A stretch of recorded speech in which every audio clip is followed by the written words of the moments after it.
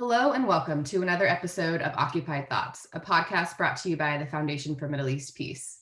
I am Kristin McCarthy, the Director of Grants and Operations, and I have the privilege of being joined today by Salem Barahmeh, joining us from Ramallah. Salem is the Executive Director of the Palestine Institute for Public Diplomacy, PIPD, which is an incredible organization that's uplifting Palestinian voices, and I urge all of our listeners to learn more about. Thank you for being with us today, Salem, for your time. Thank you so much for having me. It's a pleasure. Yeah. Before we get going, I just want to take a second and urge listeners to go back and listen to some of the most recent episodes of this podcast to more fully understand the moment that we're in, the context in which Salem and I are going to have this conversation. We've been releasing a series of quick, 20-minute flash update podcasts, and you really need to know more about the attack on Gaza, about what's happening in Sheikh Jarrah, about the ongoing Nakba. If you want to understand the story of Palestinian resistance that we're going to highlight today and why it's so powerful and important. So we're not going to do all that background. So I really urge you to go back and listen to a few of our recent podcasts because it's against that backdrop of devastation and oppression that Palestinians held a general strike on Tuesday, this past Tuesday, May 18th. And Salem's here to talk to us about that today. So Salem, I turn it to you. Tell us about this strike. Tell us what happened, what's behind it, and why this is an important moment. Yeah, thank you so much. It really is I think a momentous time in our history as a people because a general strike and protest of this nature that unified Palestinians all over Palestine in the refugee camps and the diaspora hasn't been seen in a very long time. The call came out of Palestinians in 48 Palestinian citizens of Israel. Who called for the strike and protests, and the rest of Palestine answered, and it was amazing to see. And on that day, everyone closed down and went to the streets. And you had, I went to the protests in Ramallah, and I saw many people who told me this was their first protest ever.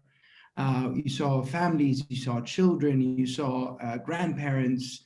And you saw young people who were leading the protest and chanting for Gaza, chanting for Haifa, chanting for Yafa, chanting for Jerusalem and Sheikh Jarrah and Silwan. And it's incredible because it comes within the context, obviously, in the context of the massacres and the tragedy in Gaza, and then the ethnic cleansing we're seeing in Sheikh Jarrah and other neighborhoods in Jerusalem and elsewhere in Palestine. And as you said, Palestinians decide to defy that and rise up against that. What makes it extra special is that we've been living under an Israeli-imposed system of fragmentation, where I'm 31, 32. I've never been to Gaza in my life. I need a permit to visit Jerusalem, the city I was born in and went to school in, and currently I don't have a permit, so I can't go. Palestinian refugees, the majority of Palestinians live abroad, and they're not allowed to come back to their homeland to live, let alone to visit. So this idea of Palestinians everywhere coming together and protesting the same day and protesting the same system is really, colonialism and apartheid is very powerful in the backdrop of this fragmentation. And I think it energized a lot of us, and it was amazing to see.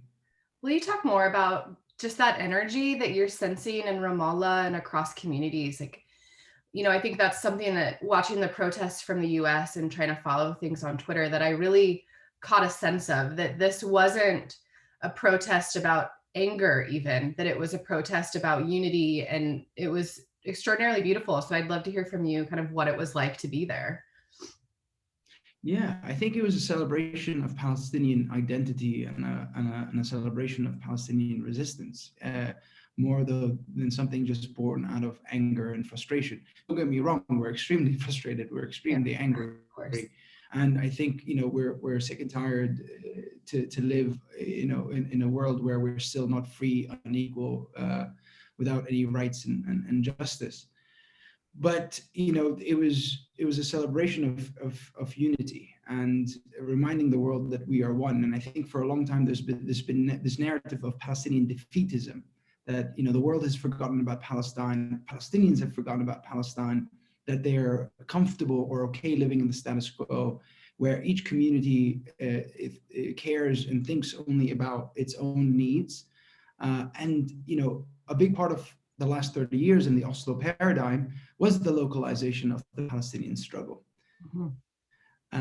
And making each community much more narrowly focused. And I think this allowed us to take a step back and look at the broader mosaic of Palestinian society. And that's what we were celebrating. That's why people in Haifa were singing, and people in Ramallah were singing, people in Jerusalem were singing. Yeah, it was an amazing energy. Yeah. So I saw a recent video that you had published on Twitter. And in it, I'm going to quote you here. You said that Palestinians have lacked, and I quote, a vehicle to carry us towards our national liberation, unquote.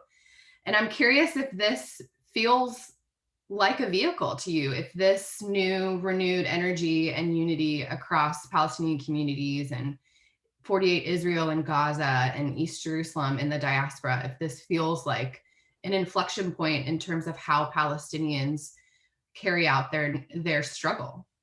Yeah, this is such an important point, because for the longest time we've lacked a political system.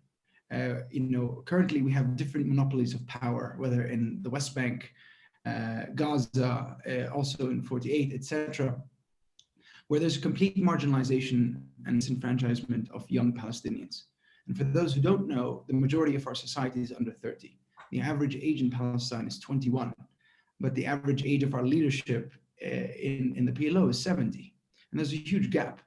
And so I'm at the age where I've never voted for a national election in my life. I've never had a chance to choose my representatives or my leaders, and so when you see young people coming to the street, when you see young people defend their homes in Sheikh Jarrah, when you see young people defend Bab al-Amud in Jerusalem and Al-Aqsa, you are inspired by that, because it's not about the factions and those monopolies of power. It's about the people. And I think in a way we're demanding a different way forward. And I think this is the start of something. We need to still build a political system, and the political system needs to be representative. It needs to be democratic, and it needs to give space to every Palestinian around the world to be able to choose their representatives, their leaders, and be able to also have the agency to choose the Palestinian national vision and strategy. Where are we going and how? I think is a conversation we need to have, but we lack the political system to have. So that's an important step, and I think this is the start, and I hope it's the start. And I hope the energy sustains itself and keeps on going. I want to ask you about the Palestinian Authority and Hamas and how they figure into this. But before we get there, can you just explain for our audience, a lot has been made about the Palestinian youth taking the lead, rightfully so. It's beautiful to watch young people.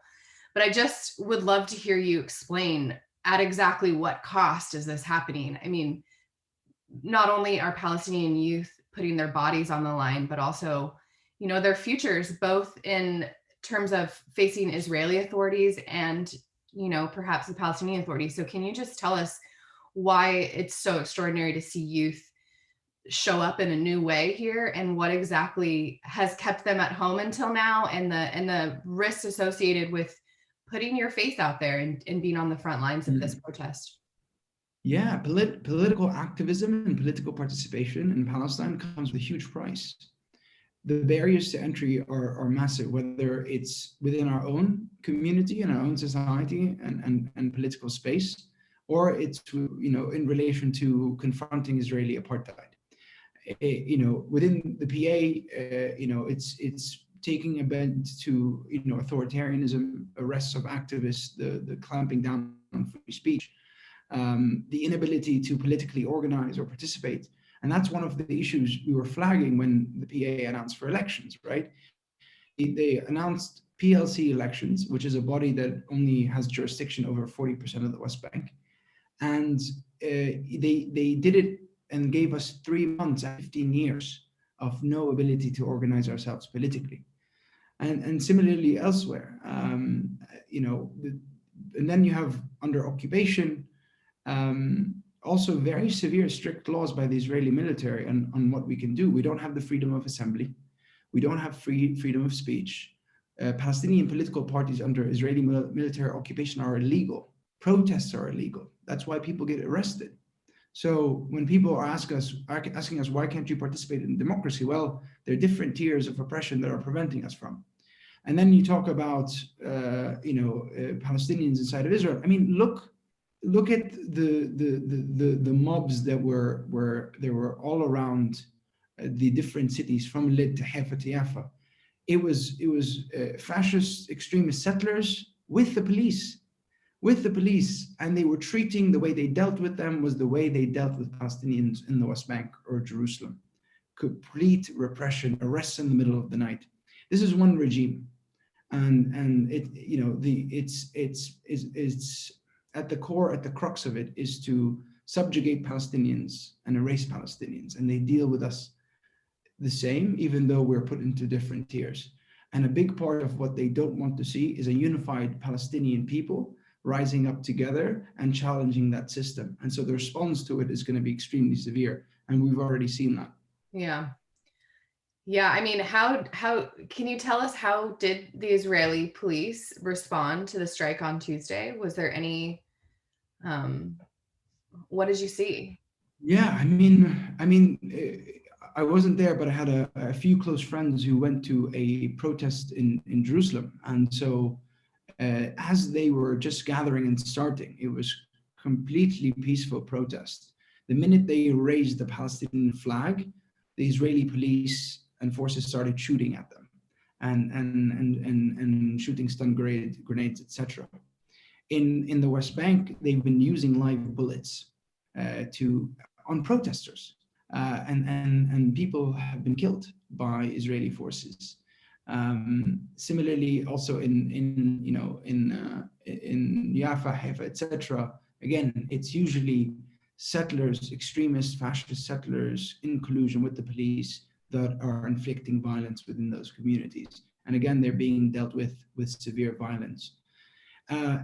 That's part of this regime. That's the part of the reality Palestinians who rise up have to deal with. Yeah. Okay, so I have to ask about the Palestinian Authority and Hamas. They weren't part of the leadership behind the strike and protest, if I'm correct, but they did jump on the bandwagon. So can you just, how do you think what's happening amongst Palestinians now across fragmented bodies and generations, what do you think this means for the Palestinian Authority and Hamas and their, desperate attempts to cling to authority? Let me start with this. 67% of Palestinian youth don't subscribe to a political party because they feel that these parties do not represent them.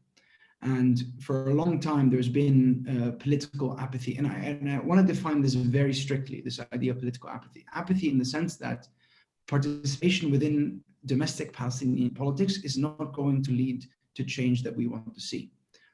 Obviously, there isn't a political system to participate in. There haven't been elections, and again, growing authoritarianism.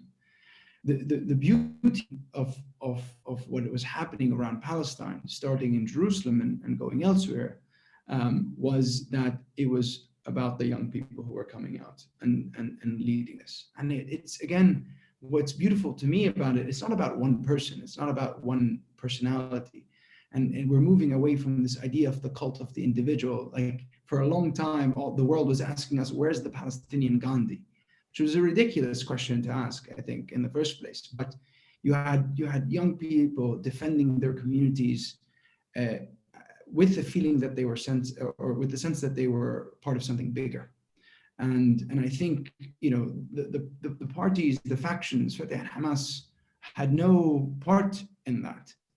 And even though with the massacres that are happening in Gaza, people have felt more anger seeing, families wiped out, children killed, etc. But it's only added more fuel to our fire, I think, as a generation, to come out together as a whole. And I think that's really important. So again, I want to emphasize, it's not about the factions, it's not about the parties, it's not about leaders. It's about the people, and that's really important. So I might be asking you to take out a crystal ball here, but I'm just, what is the next step? What happens next with the energy created by this strike and protest? Are there next plans? I don't know. It's decentralized. It's a series of networks that are moving and mobilizing. But I hope it continues. I think that's my first hope, and my second hope is that we also start mobilizing to build a political system and transform the one we have into something that's democratic and representative. Because if we want to really the Oslo paradigm is over, whether people like it or not because we say so, but because the reality dictates that. And so if you want to build something, a vehicle that challenges that, you need to build a democratic, representative Palestinian political system. And I hope Palestinians turn their energy and efforts into doing that, as well as confronting the apartheid regime. Because we need to build consensus and unity about a national vision about where we're going as a people. And that's critical at this stage. Okay, so turning from kind of internal Palestinian, what's happening there, but looking across the world and what's happening. I mean, it's been remarkable to watch. I'm curious how you see what's happening across major cities in the world with solidarity protests, mostly like the grassroots things that are happening. Do you think we're at an inflection point here? Is this an important moment globally? Absolutely. I think the dam is breaking, and people are finding the courage to say out loud what they always whispered under their breath, right? I think there was always a sense of solidarity with Palestine. And I think throughout the last 10, 15 years, the narrative has begun to change because a lot of people have been working hard to have it change. This hasn't come out of nowhere. A lot of amazing folks in the US, in Europe, in Palestine, everywhere have been trying to shift it and fundamentally dismantle this dominant narrative Israel has built to inoculate itself. And when you have a member of Congress who's the same age as us come out and call Israel apartheid, and also try to stop military funding to Israel, I mean, that's an amazing thing to see, and that's a full culmination of these efforts. And you have politicians, celebrities, people coming out and doing so. And there's a lot of censorship on these platforms, but social media has been our tool, because for a long time also the traditional establishment media wasn't giving Palestinians a space to speak and tell their own story. And even now the coverage is extremely skewed. So by taking over the ability and the means to tell our own story to the world, I think that's also fundamentally changed things. Yeah, it's been fascinating to watch and quite fun. Yeah. Okay, so how can these global solidarity movements really help you? What do Palestinians want to see? Yeah, I think number one, always remember to uplift and center Palestinian voices as part of the conversation. Two, educate yourself, raise awareness amongst your friends, your family, your community. The more people know, the less people will be silent. And I think three, this equation won't change. I think at the end of the day, Washington, D.C., London, Berlin is not going to liberate Palestine. Palestinians are going to liberate Palestine. But what can happen is they can make the environment more or less conducive for liberation. Policy, through their legislation, through their funding and financing, and diplomacy. And so we're asking people pressure on their governments, their companies, their entities to center Palestinian freedom and rights and justice. I think that's really important. And my last question for you, what does a free Palestine mean to you? Kristin? Yes, I'm here. Can you hear me? Did Yes. Your internet? Okay, great. I think I lost you for a second. Are you back? I can chop this out, so don't worry. It's nice that it happened right at the end. Hello? Are you there? Hey, we're back. Oh, you are? Yeah, we're back. Okay, great. That's fine. I can chop this out, so no worries. Great. Did you get the answer? I did. Yeah, I heard it all. Good. Yeah. Okay, good. Good. Okay, so last question. You ready? Yeah. All right. So my last question to you, Salem, what does a free Palestine mean to you? It means everything. It means everything. It means that I can enjoy the right of every human being to live in freedom and equality and justice and have my rights. And I wish my grandfather could have experienced it. I wish my father could have experienced it. I wish I could have grown up and do it. And I don't want to see another generation. I don't want my children to grow up in an unfree Palestine. So I think for the sake of all of humanity, I hope we see a free Palestine in our lifetime. Absolutely. Let it be. Thank you so much for your time today. I know it's incredibly valuable. And I want to thank everyone who tuned in to listen to this. This is another episode of Occupied Thoughts from the Foundation for Middle East Peace. Until next time, thank you. Thank you so much, Kristin.